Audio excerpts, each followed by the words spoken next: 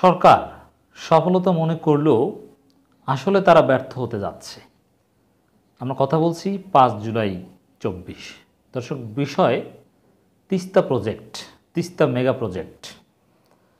আমরা আগে আপনাদেরকে বলেছি তিস্তা মেগা প্রজেক্ট নিয়ে সরকার বেকায়দায় পড়েছে, কারণ ভারত চীন টানাটানি শুরু করেছে। ভারত চীনের কামড়াকামড়ি আমরা লক্ষ্য করেছি।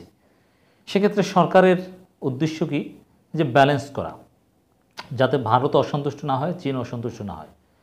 যদিও সরকার চেয়েছিল, মাননীয় প্রধানমন্ত্রী একাধিকবার বলেছিলেন যে এটা চীনের সহায়তা করা হবে, কিন্তু ভারত আগ্রহ দেখিয়েছে। ভারত আগ্রহ দেখালে তো আর আওয়ামী লীগের কিছু বলার থাকে না, বা বলার সাহস নেই, বা সেই মেরুদণ্ড নেই। এরপরে সুর পাল্টে বলা শুরু করেছে যে ভারত করলেই ভালো হয়।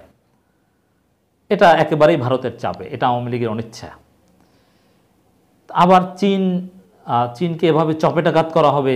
চীনকে কথা দিয়েছিল, কিন্তু নির্বাচনের আগে কথা দিয়েছিল যে নির্বাচনের পর তিস্তা প্রজেক্ট শুরু করা হবে।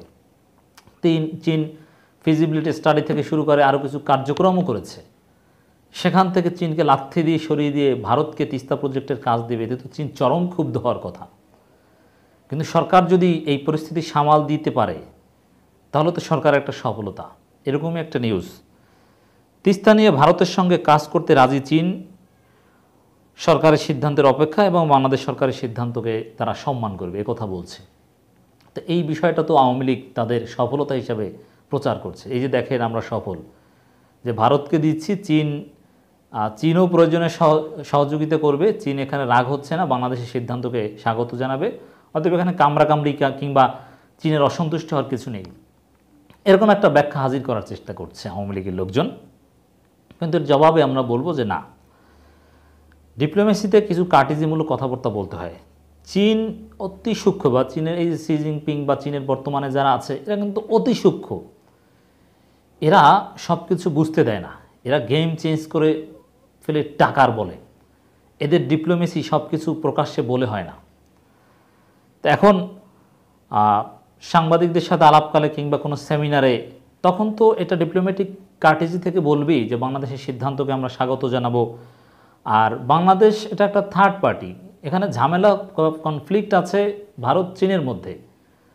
আর ভারত চীন সমস্যা নিয়ে তো আর বাংলাদেশ এনগেজ হবে না। অর্থাৎ সেখানে বাংলাদেশকে জড়ানো বা বাংলাদেশের সাথে জটিলতা তৈরি করা এমন কোনো কথাবার্তা যদি বলে, তাহলে সেখানে যুক্তরাষ্ট্র সুযোগ পাবে।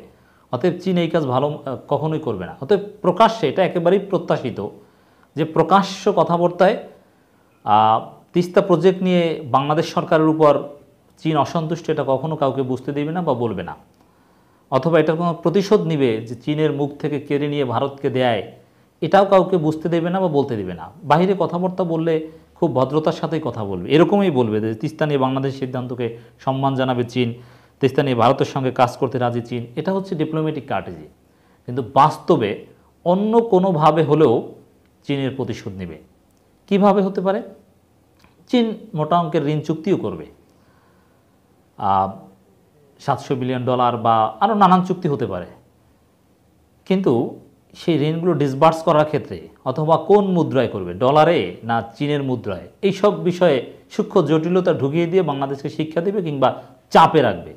চাপে রেখে তিস্তা প্রজেক্ট যদি ভারতকে দেয়, তো তিস্তা প্রজেক্টের চাইতে দ্বিগুণ কোনো প্রজেক্ট বাংলাদেশ থেকে চীন নিয়ে ছাড়বে।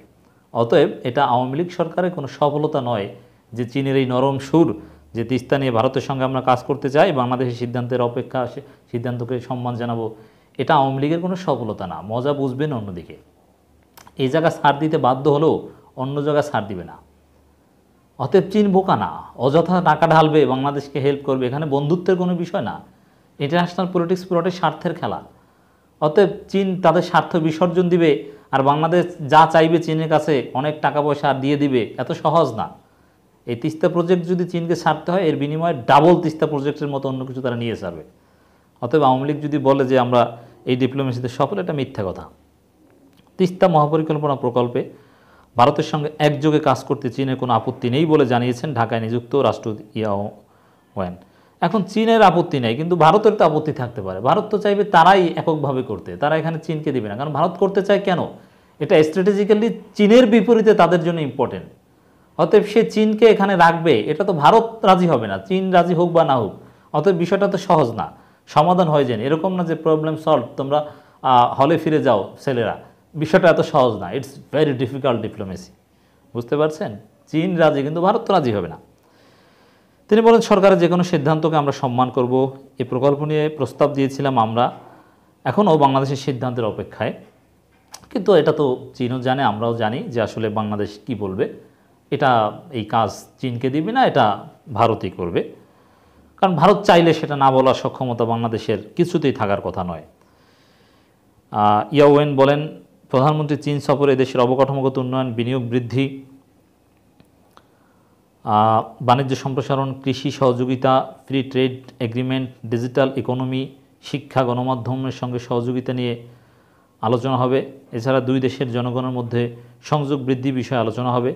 আবার রোহিঙ্গা সংকট আলোচনায় বিশেষ গুরুত্ব হবে। এগুলো কিছু না, অমুক তমুক আলোচনা ভংসং, এগুলো কিছু না। মূল হচ্ছে চীনের কাছ থেকে মোটা অঙ্কের ঋণ পায় কিনা বাংলাদেশ, এটাই হচ্ছে এই সফরের মূল টার্গেট।